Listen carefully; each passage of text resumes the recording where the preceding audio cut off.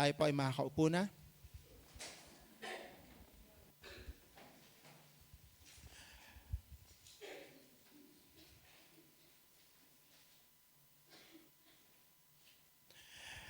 Pagka po nagsisimula ang panibagong taon, iyan po yung masasabi nating busy, no po, sa mga company, no. Ending and starting, no. Talagang napaka-busy po niyan. If you are into finance, no, meron po tayong tinatawag na auditing, no? Auditing. Ano po ibig sabihin nun?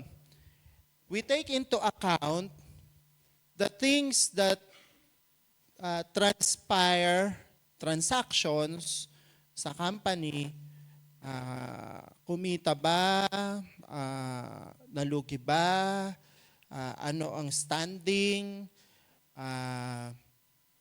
yung liquidity ng company, no? Meron tayong mga ganon, no? Pinapasa yan, no? Kasi natatapos yung tinatawag nating fiscal year, no? Pero alam niyo po, hindi lang po yung importante sa mga company. Importante rin po sa ating spiritual life. Na meron tayong tinatawag na personal reflection, no? Personal evaluation. Sino po dito gumawa ng ganon? Natapos yung 2025. Ayan, no? Ano kaya yung dapat kong improve ngayong 2026? Ano kaya yung nagawa ko noong 2025 na hindi ko na dapat ulitin kung nagkamali man ako noong ngayon 2026? O ano yung mga hindi ko nagawa na dapat sana nakapagbigay sa akin ng success? Ano yung mga naging hadlang na dapat sana napagtagumpayan ko? Ayan, no? Have you done evaluations like that? Alam niyo po, bago po natapos ang taon, some of our team at saka ako po ay nagpunta po kami sa Dulos, no? And we face evaluation, no? Binigyan kami ng evaluation sheet. How will you evaluate yourself? Personal evaluation, di ba? At iba't ibang klase pang mga categories, no?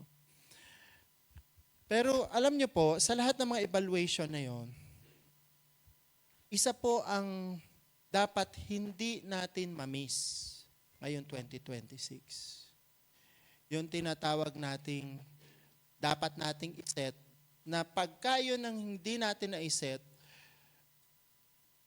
mahihirapan tayong tumakbo sa 2026. Po. Alam niyo po, dapat ngayon is si Pastor Dana sana, no? We get mixed up, no? Pero sabi ko parang naisahan mo ako ha. Ikaw ngayon ba't ako nakagawa ng yan, no? Pero alam niyo po, mahalaga kasi yung akin pong paparating sa inyo ni Lord sa umagang ito na kailangan hindi talaga natin ma-miss kasi we will set priorities for 2026. We will set priorities for 2026. At alam niyo po, yung priorities, malaking bagay po yan para maging tama yung ating patunguhan, lakarin sa taon pong ito. Kaya po, I entitled our message this morning, Priority Audit. Priority Audit. How will we audit our priority so that this year, we will not only be tired, pero yung atin po talagang pinagpaguran o yung ating kilos, meron talagang result. If you are with me this morning, let's read Haggai chapter 1, Ah, simulan po natin sa sa ating media team. Simulan na po natin sa 3, verse 3 hanggang 8 para kumpleto na. No? Simulan po natin sa Haggai chapter 1, verse 3 hanggang, isagad na natin hanggang 8. No? Ayan.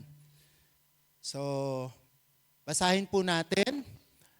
The word of the Lord came through Haggai the prophet. Yan, verse 4. Is it a time for you?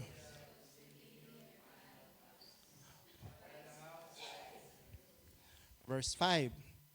Now the Lord of hosts says this, think carefully about your ways. Verse 6. You have planned.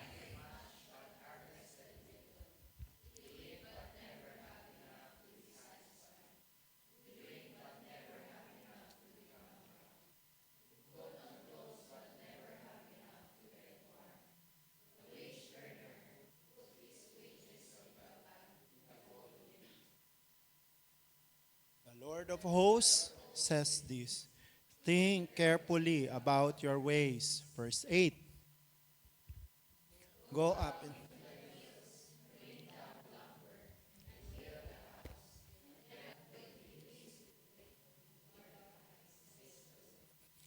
Ayan.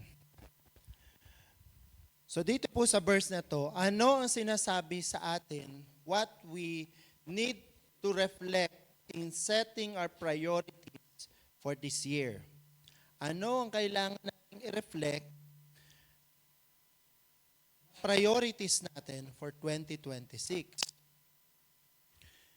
Kasi kung pagtutuunan po natin yung binasa natin kanina, yung verse 5, ang sabi po doon, we must, look what's happening to us. Sabi niya doon sa akin pong translation, sa NLT, this is what the Lord of Heaven's armies says, look at what's happening to you. Bakit daw po? Kasi pagdating sa verse 6, binanggit po dyan yung mga bagay na walang kinapatunguhan. Bakit po? Ano po sabi doon sa verse 6? Nagtanim, pero ano daw po? Konti ang ani. Uminom, pero hindi na-satisfy. No? Nagdamit, pero ano daw po? Wala ding epekto. No, ibig sabihin, hindi nakapagbigay ng init. Nagtrabaho, napagod. Pero bakit ganun? Parang dumadaan lang yung sweldo. Nauubos. Sabi doon, the wage earner wages into a bag with a hole in it. Parang butas ba yung pinaglalagyan? Kumbaga, meron akong mga ganitong coins, pag nilagay ko sa bulsa na butas, naku, sa tuwing maglalagay ako niyan, tsak, laglag lang ng laglag.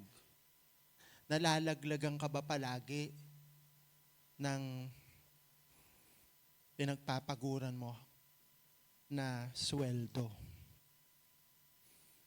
Sabi po dyan, we need to think.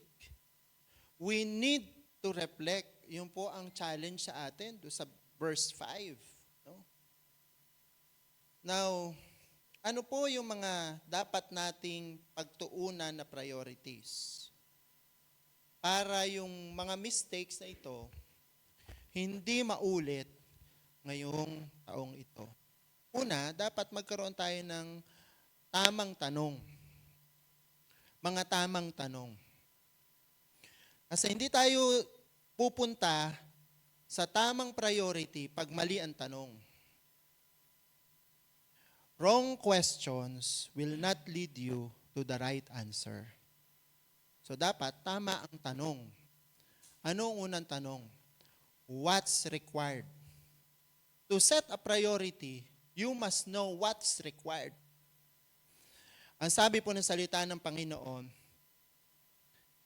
let's learn to evaluate. Let's learn to pause. And look what happened last year. Did we miss something that the Lord expects us? Have we done something that is needed to be done that we failed to do? Have a reflection. Alam niyo po, dito sa context ng binasa po natin kanina, itong mga taong ito, hindi po sila mga tamad. May ginawa sila. Nakita niyo po yung sabi dyan? Nagtanim naman sila. Nagtrabaho naman sila. Di ba? Hindi, ibig sabihin, hindi sila tamad. May ginawa sila. Pero, walang kinapatunguhan. Bakit po? Before God gives blessing, restoration, and provision, He wants us first to have a reflection. The people in this passage, the Israelites, ay meron silang ginawa na hindi nila dapat gawin. Kaya hindi sila nagkaroon ng fulfillment sa kanilang mga pinagsikapan. Ang gusto ni Lord para sa atin sa taong na ito, hindi natin ma-miss yung itinuturo ngayon sa kanyang mga salita. Gusto niya magkaroon tayo ng pagtatagumpay sa taong ito.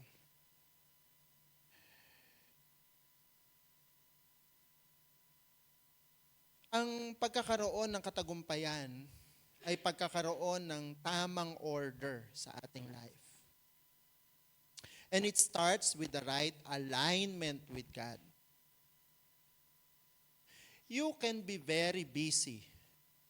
You can be acting and doing something, but you are not connected to God. Hindi po ibig sabihin na may ginagawa tayo, connected na tayo kay Lord. No? Hindi ibig sabihin, nagsaserve tayo kay Lord, connected na tayo sa Kanya. Kaya po, dapat tignan po natin. Kasi pagka hindi po natin ito nasagot, what's required, ibig sabihin hindi tayo nagkaroon ng self-examination, the end result will not be good. This year, we need to start right so that we can stay sharp and not miss God's direction. Ibig sabihin, we need to have realignment and we need, again, to connect with God. Psalms 119, verse 59. In NIV, sabi po sa Psalms 119:59, I have considered my ways and have turned my steps to your statutes. Dapat meron tayong pagbabalik. Pagbabalik saan? Pagbabalik sa connection natin sa Lord. Through what His instruction, His word is telling us, directing us, instructing us. Going back to the verse that we have just read in Haggai chapter 1. If we will look in verse 3 to 4, doon sa Haggai chapter 1 verse 3 to 4, mababasa po natin dyan, nagkaroon ng neglect ang mga Israelites. Ano yung neglect nila? Sa Haggai chapter 1 verse 3 to 4. Then the Lord sent this message through the prophet Haggai. Why are you living in luxurious houses while my house lies in ruins? Bago nangyari yung description doon sa verse 6, ito po yung tanong ng God sa verse 4. Ibig sabihin, hindi nila nilagay yung tamang order. Ibig sabihin, hindi nila ginawa yung tamang priority. Bakit? Hindi nila inuna si Lord. Hinuli nila. Hinuli nila si Lord. Tayo, madalas ninyong naririnig sa mga cell leaders ninyo. Madalas ninyong marinig sa akin, madalas ninyong marinig kay Pastora Dana. Pag inuna mo si Lord, hindi ka niya ihuhuli. Dito binaliktad nila eh.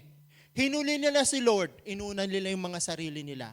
Kaya sabi diyan, ang tanong dito sa NIV, ang ganda ng pagkakasabi, why are you living in luxurious houses while my house lies in ruins? Ito po kasi yung panahon na ang temple hindi sira pa eh. Kailangan pang i-restore. Kailangan buuin muli. Galing sila sa exile. Pero anong unang ginawa nila? Nagtrabaho sila para sa kanilang mga sarili. Inuna nila yung sarili nila, tapos hinuli nila si Lord. Ngayon, ang malaking dito, nagtatanong sila ngayon. Anong nangyayari? Bakit napagod ako? Walang resulta. Bakit nagtrabaho ako? Hindi ako nakakahawak ng aking pera. Nawawala. Yung pala, hindi tama ang order.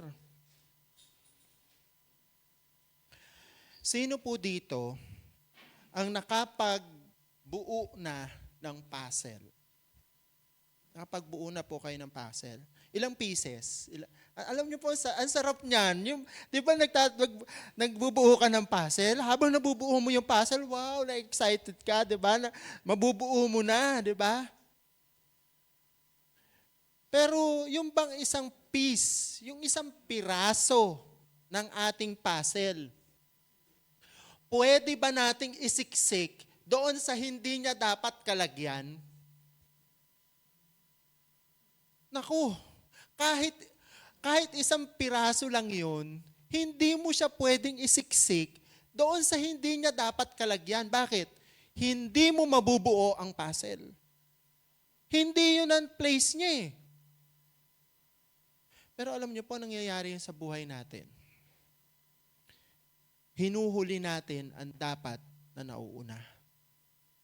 Kaya ano ang resulta? Baliktad. Bumabaliktad, di ba? Pero siguro, ngayon 2026, hindi na mangyayari sa atin yun. Bakit? We are now careful in reflecting, kaya meron tayong message na ganito ngayon, para hindi maulit kung bumaliktad man tayo noong 2025. Ngayon 2026, ayos na. Di ba? So ayaw po ng Lord na hindi po siya yung ating priority. God requires us to make Him the priority, not a side project. We need to realign with God. He doesn't ask us to work harder. He wants us to think deeper sa mga sandali pong ito. Alam po ninyo, pag tama ang alignment natin sa Lord, pag tama talaga yung alignment natin sa Kanya, you will be experiencing working sweatlessly and effortless. Nasubukan nyo na po magtrabaho ng ganon? Naku, grabe. Sobrang, ikaw na yung hinahabol ng mga kliyente. O, hindi mo naman hinihiling, pero binibigay na sa iyo ng kumpanya, ng boss mo. Lahat binigay na sa iyo. Bakit? Tama kasi yung alignment. May magfo-flow talaga. Sino po sa akin naniniwala sa umagang ito? Ayan. So, i-align po natin. Itama nga natin yung atin pong alignment. Psalms 128 verse 2. Psalms 128 verse 2. You will surely eat what your hands have worked for. You will be happy and it will go well for you. If the alignment is right. If the connection is right. Pangalawa, hindi lang natin tatanungin what's required, pero if we are full of wisdom, we ask for the wisdom of God this year, next question natin, if I know what's required, what's the return? Nagtatrabaho po ba tayo na hindi natin alam ang return? Sino po dito ang nagtrabaho, hindi mo alam kung magkano suswelduhin mo? Meron po bang gano'n, nagtatrabaho dito? Ay bahala na kung magkano ang bahala na kung magkano ang ibigay sa akin ng kumpanya. Meron po bang gano'n? Siguro, ang matatawag natin doon ay foolish worker. No? Kasi, bago ka pumasok, pinag-uusapan ninyo yun ng employer mo. O eto mga benefits mo, eto suswelduhin mo, di ba? Ganon. So alam mo yun. Resolve ka doon. You know what's the return. Pero alam po ninyo, pagka hindi tayo talaga aligned, less ang result. So dapat, tingnan natin, ano ba ang kalalabasan ng bagay na aking binibigyan ng priority ngayong taong ito. Verse 6, you have planted much, but you have harvested little. You eat, but not satisfied. You drink, but you are still thirsty. You put on clothes, but cannot keep warm. Your wages disappear as though you were putting them in packets filled with holes sa ESB. In this verse, makikita po natin yung reality. Pagka hindi po natin tinama ang ating priority. Napapatanong po ba tayo minsan? Kahit na anong budget, hindi talaga tumigil sa ating mga kamay ang atin pong, wala talagang natitira. Wala talagang natitira. Kasi po ang finances, hindi po yung tungkol sa laki at sa liit. Nasa tama pong nasa tamang paghawak. Pero hinawakan mo na ng husto eh. Bakit pumiglas pa rin? Sabi dito, bakit nawala pa rin? Bakit nalalaglag siya? Bakit ang bilis niya maubos? Bakit hindi ako makapundar? Ang tagal ko na nagtatrabaho. Diba?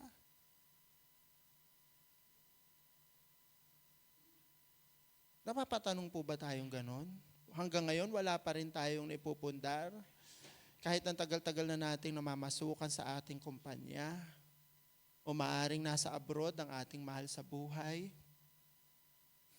Bakit ang laki naman ng aking mga effort, pero maliit ang result?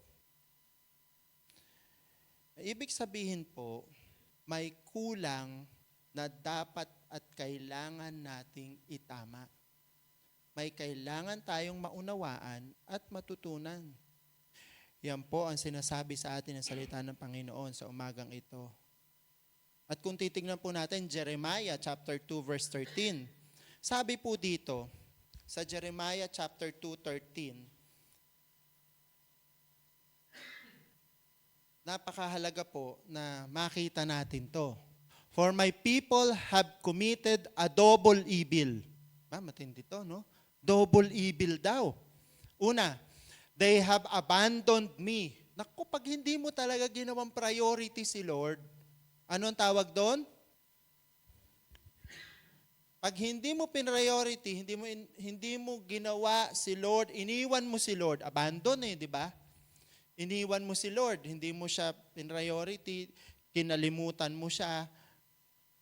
Sabi doon, evil ng God. They have abandoned me.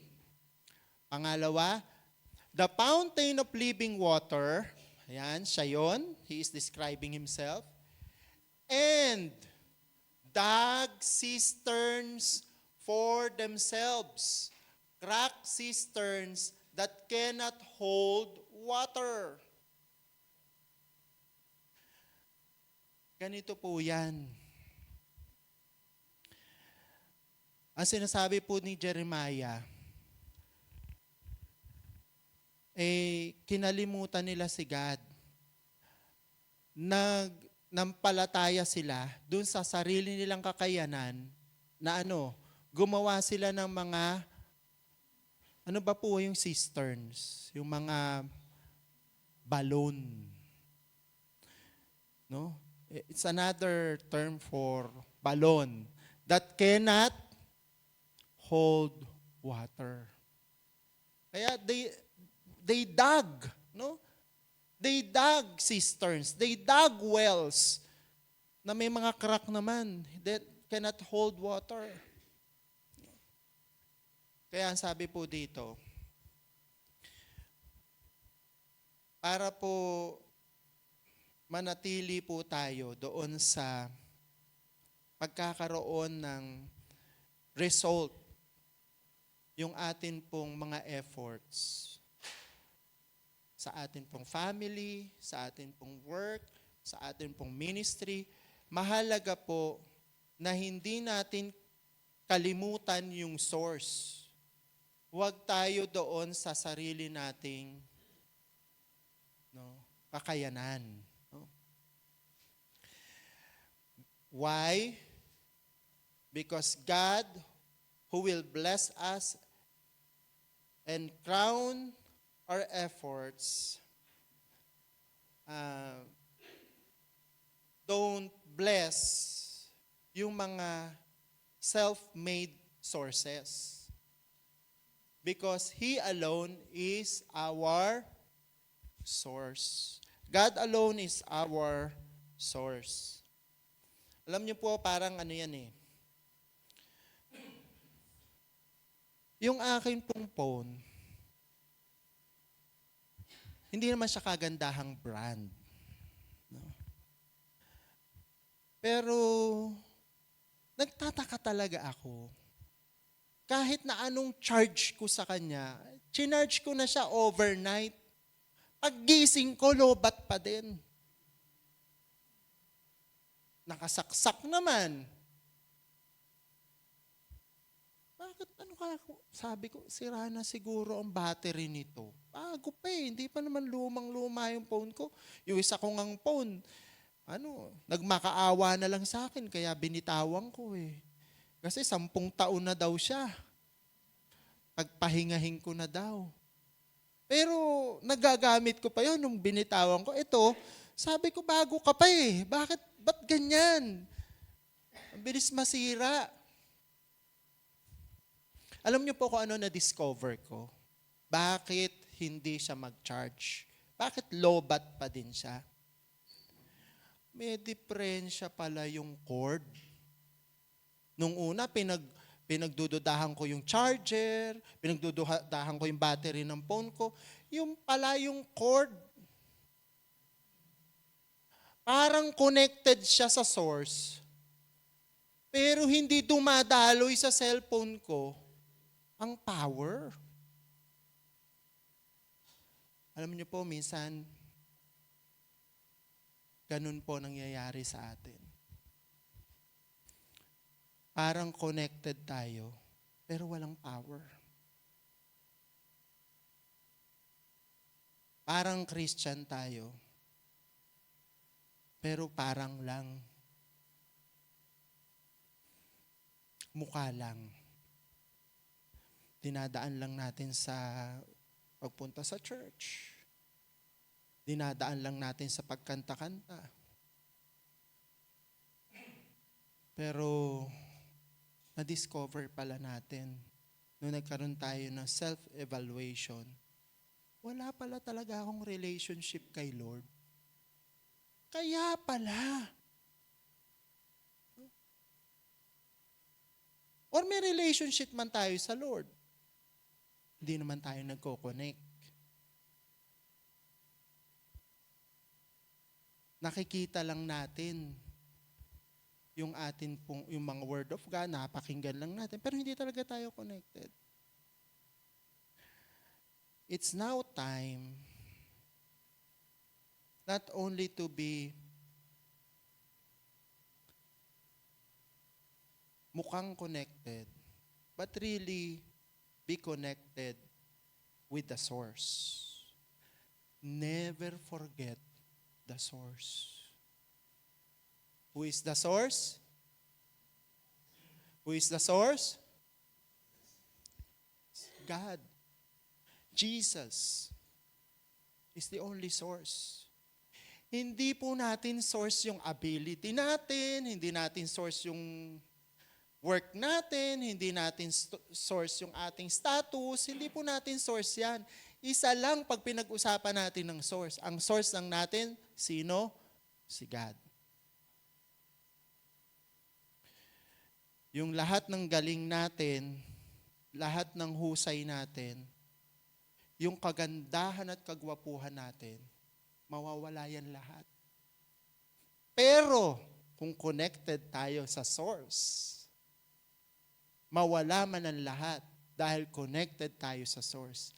Dadaloy at dadaloy pa rin sa atin. Marerestore at marerestore pa rin sa buhay natin yung mga dapat nating tanggapin. Amen po ba? Palakpakan po natin ang Panginoon. We will still survive. We will not only survive, but we will thrive. Yun po yung gusto ng Lord sa atin for this year. We will not only be surviving, but we are thriving. Diba? We are not only living, but we are thriving. Kasi ang gusto talaga ng Lord, ikaw ang maging model. Ang gusto ng Lord, ikaw ang maging model. E paano tayo magiging model kung hindi tama ang ating priority? No? So dapat itama natin yung ating priority dahil may mga dadating sa ating buhay ang Lord na tayo yung magiging model. Lamentations chapter 3 verse 40. In Lamentations 3 verse 40, let us examine our ways and test them. And let us return to the Lord. Sabi po sa NIV, dito po sa HCSB, let us search out and examine our ways and turn back to the Lord. So this is the time that we need again realignment, reconnection, for restoration to happen in our life. We need it. We need to be again connected to the Lord. So what's the return? And thirdly, pangatlong tanong natin, what's the reward? Hindi lang basta merong return, maganda merong reward. Diba? Sino po dito gusto merong reward? Yung iba nalungkot, reward na pinag-uusapan, di ba? Dapat excited tayo, no? Oh, sino po gusto ng reward for 2026? Ayan, no? Pagka reward na pinag-uusapan, hindi tayo dapat nalulungkot, dapat masaya tayo, reward yan di ba? Verse 7, noong Haggai chapter 1, verse 7. idamay na rin natin yung verse 8. Ayan, no? Haggai chapter 1, verse 7 to 8. The Lord of hosts says this, think carefully about your ways. Grabe, no? Ba't ganun? Binanggit yan sa verse 5. Inulit na naman sa verse 7. Kalahin nyo isang verse lang ang talon, o dalawang verse lang ang talon. Inulit na naman. No? Ba't ganun? Ano ang gustong i-emphasize ng God? Bakit kailangan niyang ulitin?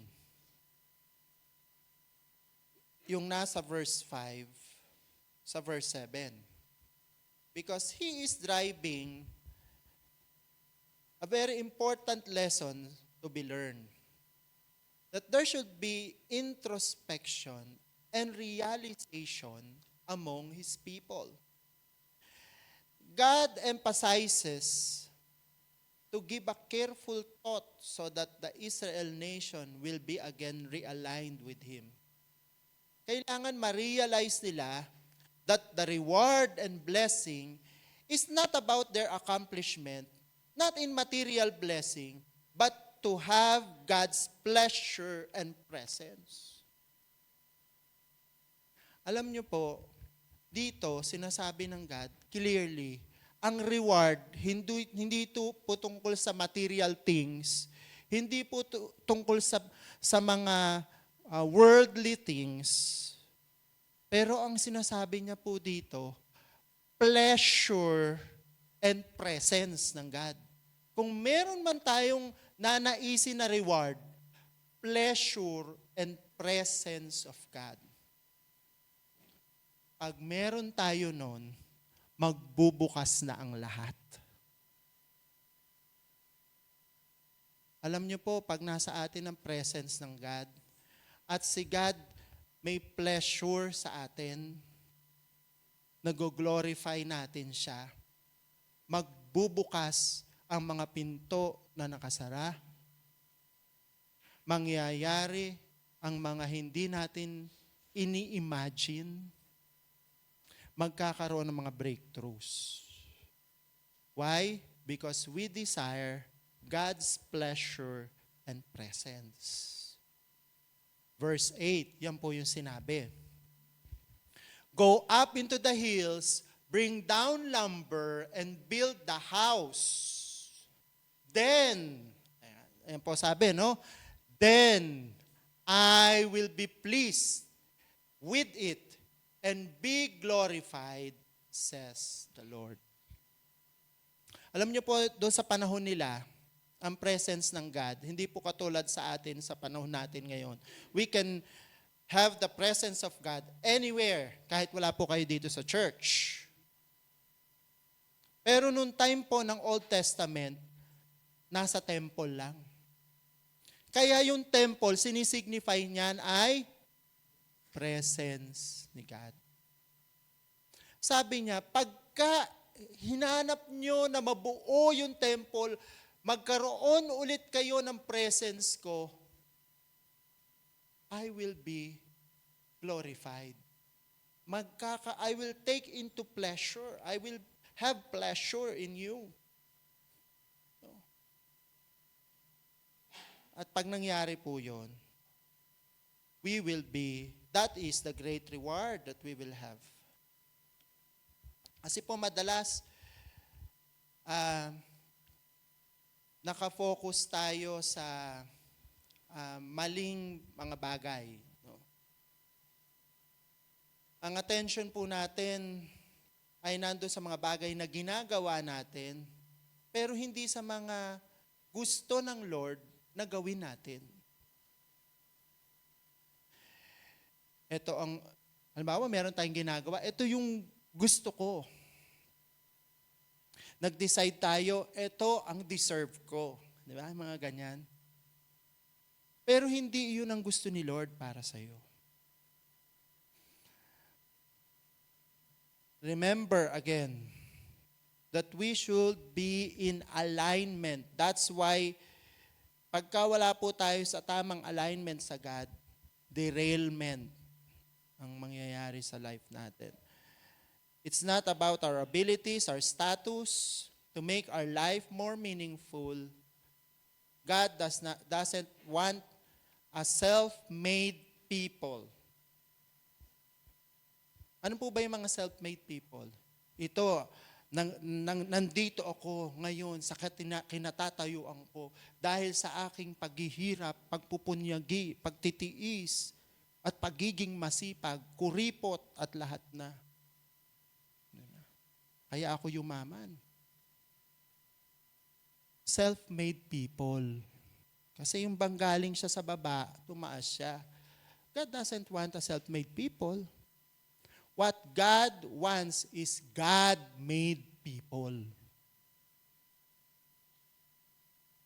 Kung meron man tayong dapat ipagmalaki, kung meron man tayong dapat na ipagpasalamat, kung meron man tayong dapat na i-testify, it's because God made us where we are right now. It's not because of what we've done, but it's because of what God has done for us. Because it's not about us. Life is not about us. Life is about God. We need God's presence and we need to give Him pleasure. Pag nilagay po natin yung buhay natin sa tamang position, the Lord will restore our purpose, our joy, and provision. Di ba po napakagandang reward nun? Na meron tayong fulfillment sa ating life. Kaya nga po sabi doon sa Matthew chapter 6 verse 33 na inaawit-awit pa natin, pero gusto ko pong basahin sa inyo ngayon sa The Passion Translation. Matthew 6:33. So above all, constantly seek God's kingdom and His righteousness. Then all these less important things will be given to you abundantly. So ibig sabihin po dito, sinasabi po ng salita ng Panginoon, above all. Yun po yung ating hanapin. Ang priority natin, si God. God is not against blessing us. He wants to bless us. What He's against is when we make Him second. Babalik po doon tayo sa sinabi ko po kanina. Pag iniba po natin ang order, babaliktad tayo. Pag binaliktad po natin ang order, babaliktad din tayo. Dapat siya ang first, hindi siya ang second, hindi siya lalo na ang last. Kasi sabi po dito, but above all, He must be above all. Kasi pagka tama ang order, tama ang flow. Before God gives reward, fruitfulness, and multiplication, there should be order. Order first before reward, multiplication, and fruitfulness. Tama ang order. Magfo-flow. Before God gives increase, tama dapat yung flow. And let me guide you on some of the things that we should consider this year when we speak about order in our alignment with God. Nabanggit ko na po yung Matthew chapter 6 verse 33. Seek first the kingdom of God. That means right order releases provision.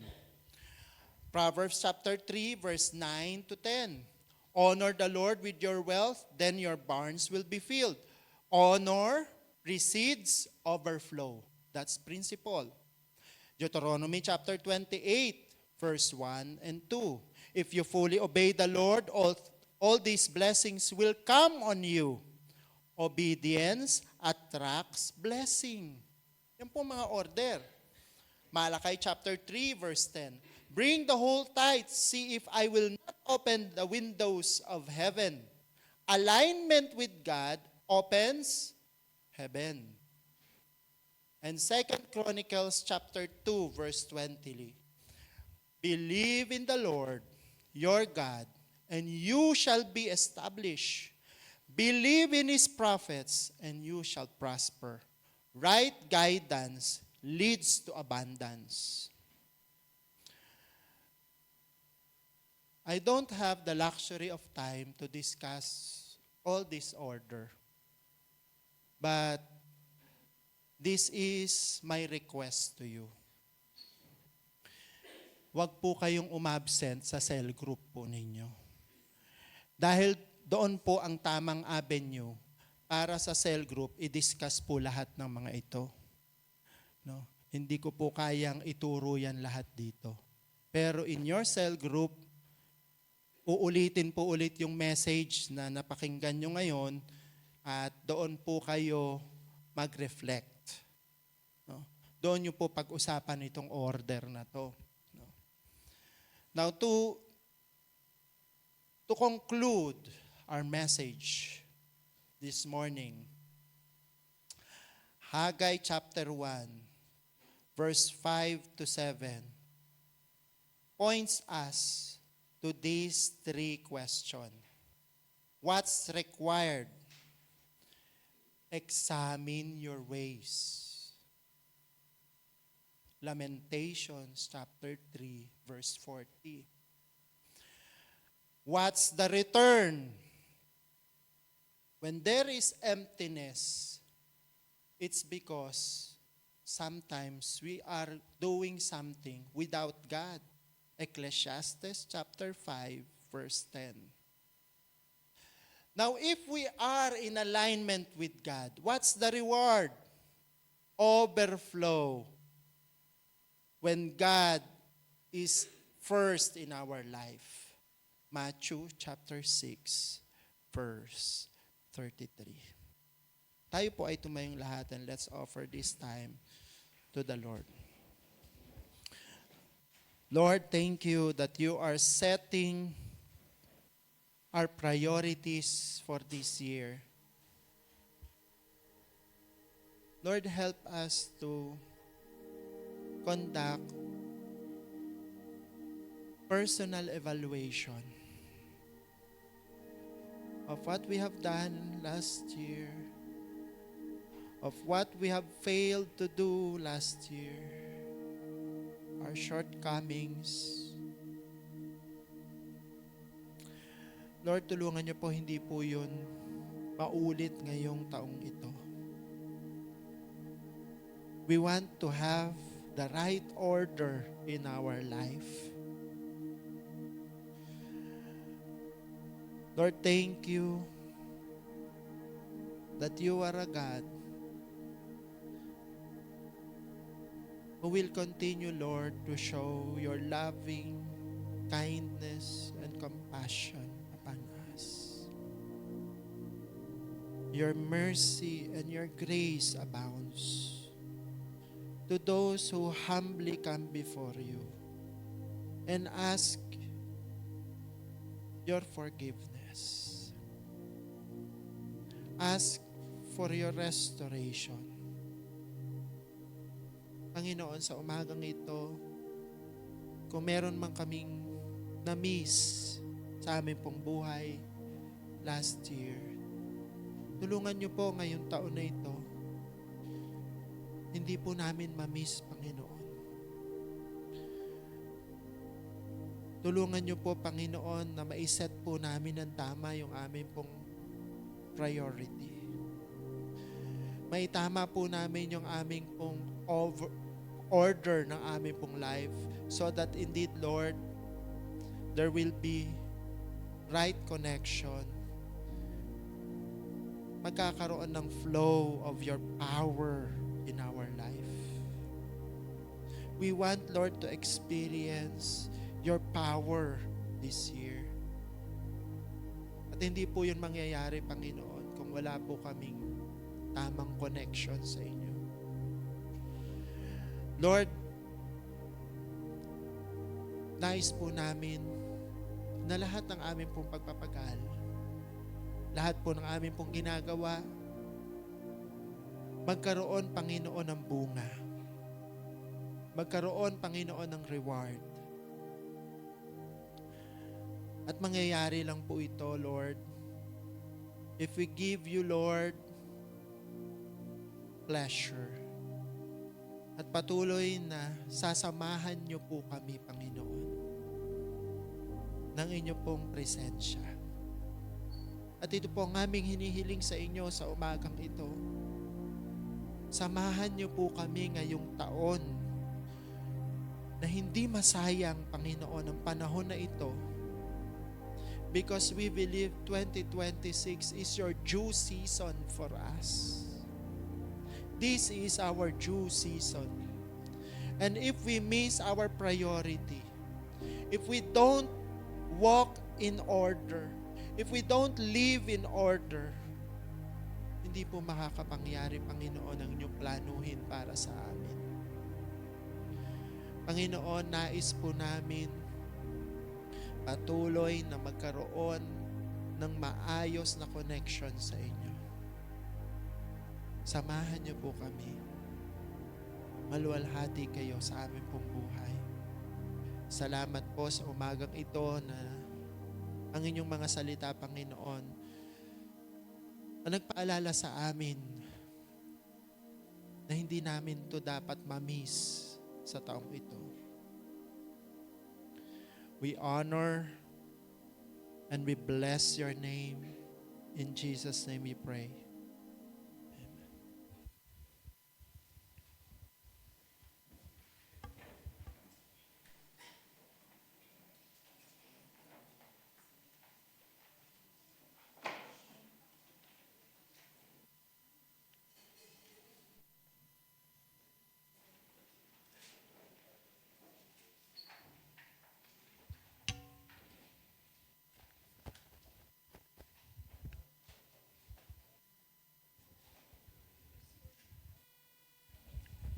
Magandang umaga po sa inyong lahat. Yan. Morning pa naman. So, yan. Welcome po muli dito sa ating worship hall kasi last Sunday andun po tayo sa Itaas. No? Kaya, andito na tayo sa ating regular place of worship and part of our worship is worship and giving. No? Yan. Ang ating pong message ngayong umaga, the title itself, Priority Audit. Yan. In-audit mo na ba kung ano yung laman ng packet mo at ilalagay mo sa yung tight envelope? It should be properly audited. 10% po ang dapat nating ilagay dyan. Dahil yan ay audited din naman ng Panginoon. Alam niyo, sabi ng Bible, yan lulusok naman ng Panginoon. No? Bawat sa hindi siya gumagamit ng calculator, hindi siya gumagamit ng ano pang device or gadget para i-audit yung mata niya lang. Alam niya kung tama yan o hindi. Kaya we will worship God in giving honestly, willingly, joyfully. Yan. Kasama po ang ating commitment sa ating Happy Birthday Jesus bag. Dahil yan po ay para sa ating church renovation sa 3rd floor.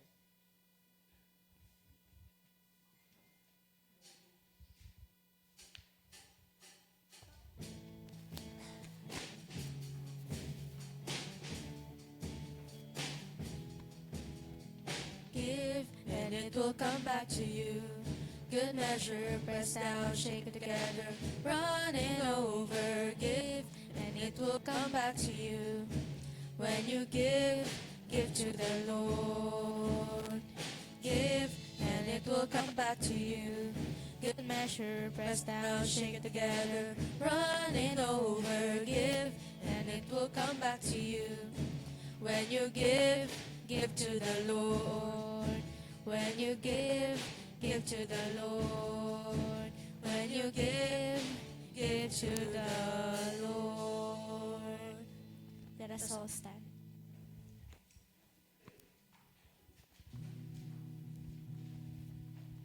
Praise God from whom all blessings flow.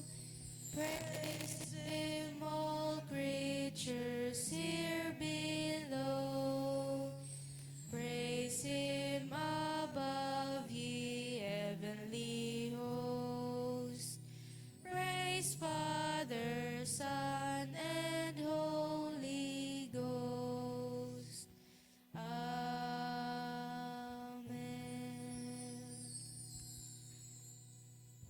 Let us pray. Lord Heavenly Father, maraming salamat po sa araw na ito na binigyan niyo uli kami ng panibagong words, Panginoon, na magagamit namin sa aming pang-araw-araw na buhay. Lord, maraming salamat po sa binigay niyo sa aming trabaho, binigay niyo yung business sa amin, binigay niyo sa aming mapagkakakitaan sa araw-araw. Lahat ng ito po ay nanggagaling sa inyo. Maraming salamat po sa tithes and offering na nandito sa aming harapan ngayon, Panginoon. At nawa po ay magamit namin sa aming ikalalago sa aming iglesia, Panginoon. Ito pa ang aming samot dalangin sa pangalan ni Jesus. Amen.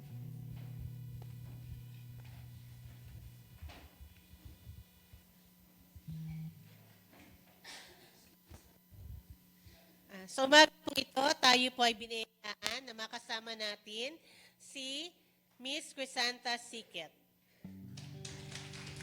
Good morning po. We are happy and blessed to have your presence with us. At nais po namin kayong makasama sa iba pang linggo. First time niyo po bang makarating dito?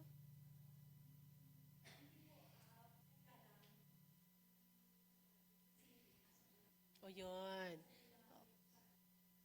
Familiar nga po yung face ninyo. Yan. Ang atin pong magandang bisita ay nagmula pa sa Bustos, Bulacan. Salamat po. Ngayon din po, tayo po ay nagpapasalamat sa Panginoon na nagpapatuloy po ang ating worship service every Sunday at 10 a.m. At gayon din po, sasamahan natin at i-continue natin. Sasamahan natin isa't isa at i-continue po natin ang ating fellowship every Wednesday via Google Meet para po sa ating prayer gathering. At every Saturday morning at 5:30 a.m. para po sa ating kaugnay network prayer. Yan. Ito po ang ating mga updates. Every Sunday po ay meron po tayong live streaming, kagaya niyan. Ibig sabihin, tayo po ay napapanood, no? Naririnig ng iba. Kung anong naririnig natin, kung anong ginagawa natin dito, in live stream po yan. Lahat ng gustong mag-open ng ating mag-access ng ating Facebook page, no? Makikita po nila yan. Kasama natin silang mag-worship sa Panginoon. Pero dahil gusto po nating sundin ang sinasabi ng Panginoon na let us not neglect the habit of meeting together. Dapat hindi lang tayo magkakasama sa virtual. Hindi ang worship service po ay hindi dinecide para po tayo ay nasa bahay lang at i-worship ang Panginoon. Dapat we come together, no? Kasi sabi how good and pleasant is to see the people of God dwelling together in unity, no? Gusto ng Panginoon ito na tayo nagkakasama-sama, mas we keep on fire one another pag po tayo magkakasama in worship. Kaya ito po yung in-encourage natin, no? Gayon din po, pag nagkasama tayo sa langit, live po yun. Hindi po yun hindi physical po yun, hindi po yun virtual. So, kaya dito palang pinapractice na natin yan. O anong mararanasan natin sa kaharian ng Diyos? Pag kinuha niya tayo, dapat dito palang, sanay na tayo, no? Habit na natin yan, habit of meeting together. Now, pero ito pong gawain natin ito ay pre-recorded. Nire-record pa rin po yan at pagdating po na Monday, the following day, no, after Sunday, pwede po yung i-playback. Pwede po yung mapanood. Pwede po nating balikan yung mga na-miss natin. So, ito na po ang last Sunday na meron tayong live stream. Pero the following Sunday po, makikita pa rin natin yan for recording only. And then, pagdating ng Monday, yan, playback time. Yan, clear na po yun sa atin. Alright, ang atin pong weekly cell group ay nagpapatuloy, purihin ng Panginoon, ngayong 2026. Kaya tinutuloy po natin ang ating cell group. Yun pong ating vision na i-complete po natin yung ating team of 12 ay patuloy po natin yung we will strive with the Lord na yan ay ating ma-achieve. Kung sino po yung cell group leader ninyo, connect po kayo sa kanya para malaman po ninyo kung saan, kung kailan, kung anong oras po kayo mag-meet at mga iba po ninyong activities. Every Sunday, we just not fellowship with the Word of God, but with the bread na talagang gusto nating mabusog, masatisfy ang ating hunger. No? Meron po tayong lunch fellowship pagkatapos nito. Pero dahil inuunawa natin kung ano ang economic condition, kaya mag-adjust po tayo sa ating economic condition. Nahihirapan po tayong maningil,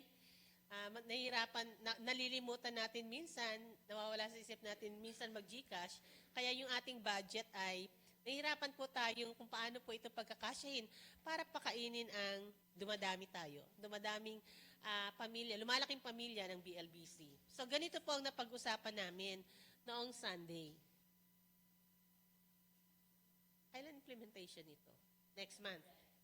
Next month ang implementation ito, beginning first Sunday of February 2026. Pag first Sunday po, unang linggo ng bawat buwan, starting February 2026, potluck po tayo. Walang mangungusina, walang magluluto. Kanya-kanya po tayong dala. Pero kung gusto po ninyo iluto, ang dadalhin ninyo dahil masyadong marami, pwede rin po naman. No, gamitin ninyo yung kitchen. No? Pero ibig sabihin yan, to share po yan. To share. And then, second Sunday po, ayan, mag-usap-usap po yung mga may birthday at yung merong mga wedding anniversary. Kung ano po ang inyo ipakakain sa amin. Paano po kayo mag-celebrate? Ayan. Paano po, sino ba ang February? Taas ng kamay. Taas ng kamay yung February celebrators. Ayan. Ito, oo. Hindi kayo magsasolo. Pwede nyo pag-usapan na, ako magdadala ng ganito, ganyan. O di kaya, chip in kayo. Ito na lang, 2 putahe lang. Kasya sa lahat. Pag-uusapan ninyo, bawat February mag-isip kayo, sino ang leader ninyo? No, para, yung leader ninyo, i-gather kayo at mag-meeting kayo kung anong inyong menu. O ngayon pa lang paghandaan nyo na yan. Pero hindi yan patalbugan Uy, ito hinanda ng February, tayo namang March, Hindi yan patalbugan. Pero kung gusto ninyo, wala namang problema. Lahat tayo makikinabang, lahat tayo magsasaya. Then third Sunday, sasagutin po yan ng mga primary leaders ng ating church. No? At lagi namang pag may kakulangan, kinukuha natin sa ating church. Wag po nating pahirapan ng ating church budget. Tayo po ay makishare sa responsibility na pakainin natin ng isa't isa. Pag fourth Sunday of the month, ito po na pag-usapan. Kasi dati nagbabudget lang tayo ng 1.5 at minsan ng collection bumabagsak lang sa 800. Kahit maningil ng Sunday, sabi i-Gcash na lang, pero hindi po tayo nakakaabot sa 1.5. Kaya lagi nag-aabono ang church, no? Ngayon, ito sabi, magkano ba ang pwedeng i-afford natin? Kasi imagine kung dumadami tayo, minsan 50, 60 to 70. Tapos may 1.5 ka. Magic, Ano mo pagkakasyahin yun? Pero nagagawa naman ng paraan. Yung 800, pakakainin mo kainin mo ang 70 o 50, magkano yan per head? No, kaya talagang yung extra, yung kakulangan, kukunin mo sa church. Kasi ang hirap magicin ng 1.5 para sa ganong karaming tao, no? Yung iba, gusto pa ng round 2, o di ba? Kaya talagang mahirap talaga i-budget yung 1.5. Kaya, reasonable na meron tayong 50 pesos per head. Yan 50 pesos per head. Yan po yun So, ganito gawin natin. Pwede naman, ngayon pa lang, ito na yung 50 pesos ko para sa fourth Sunday. Basta meron na kagad kayong 50, ibigay nyo na. Sino ba collector natin? Official collector. Ate Aida, ikaw ang official collector. Maglagay ka ng listahan ng mga pangalan na ito yung fourth Sunday ng February. Baka ngayon pa lang kasi meron ng gustong magbayad. No? Yun na, yan para strategy na yan. Maging strategic tayo. At syempre, kung merong 55th Sunday, hindi naman laging may 5th Sunday. No, ilang Sundays meron tayo ngayong January? O ngayong February, ilang Sundays? O, 4 lang. Kaya isang 50 lang bibigay natin. Pag nagkaroon ng 5th Sunday, ibig sabihin, 2 50 bibigay natin. Kasi yung 4th at 5th Sunday, sagot individually. Maliwanag ba? O, wag na natin hintayin yung 4th Sunday, doon pa lang tayo magbibigay. Dapat ahead, in advance. No, or 5th Sunday. Did I make myself clear? Meron bang opposition dyan? Wala. Oo. Naku, mami. O, di ba, Ate Rona? Mura ba yon yung 50? O, mahal? Pero kasi, yung ibang mga nanay, naku, pwede na 40, pwede na. Pero pag tayo nag-Jollibee, wala nang mga ganyan na budget meal. Wala na pong ganyan. Na pag kayo nagpabaon sa anak, wala nang ganyan. No? Mahirap. Okay. Ito na ang nagse-celebrate ng birthday ng January. Wow! Meron po tayong dyan mamaya, spaghetti party. Okay, so nice po nating batiin ng mga nag-celebrate na ng birthday. Si Paul, anak ni Kuya Jasper ba to? No? Tapos yan si Kuya Justice. Yan. Si Kian. Kahapon. At bukas, si Ate Rona. Yan yung mga malapit at kaka-birthday. Naku, yan ang magpapaspaghetti party sa atin. Happy birthday, Ate Carla! Asan si Ate Carla? Nasa baba? Busy? Wala ngayon. Si Sam, sa 23. Pero wala, 18 pa lang yung next Sunday natin. Isa pa. O, yung iba, ayan mga bonggang pangalan na yan, ha? Okay. At nung Wednesday, nag-celebrate si Pastor Mark at si Ate Dana ng kanilang wedding anniversary. Happy wedding. Meron pa ba kayong gustong sabihin? Meron pa? Tapos na? Wala na? Sige po, tayo pong lahat ay tumayong muli. Sige po, tayo po ay mag-close sa isang song and benediction. But after po ng ating pananambahan, let's have a huddle time. Only one word that you will discuss among the group by 3 or 4, and let's talk about the word that we received this morning.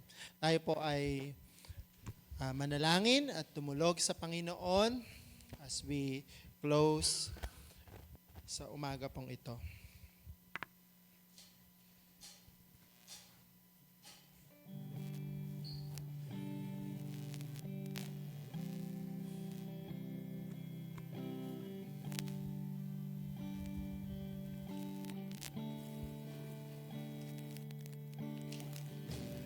Lord bless you and keep you. Make His face shine upon you. Be gracious to you. The Lord turn His face towards you and give you peace.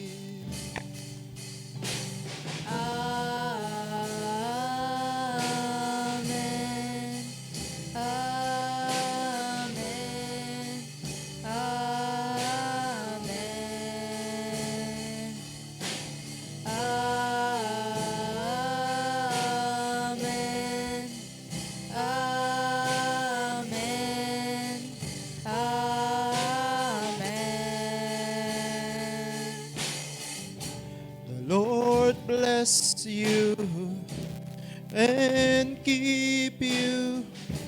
Make His face shine upon you. Be gracious to you. The Lord turn His face towards you and give you peace.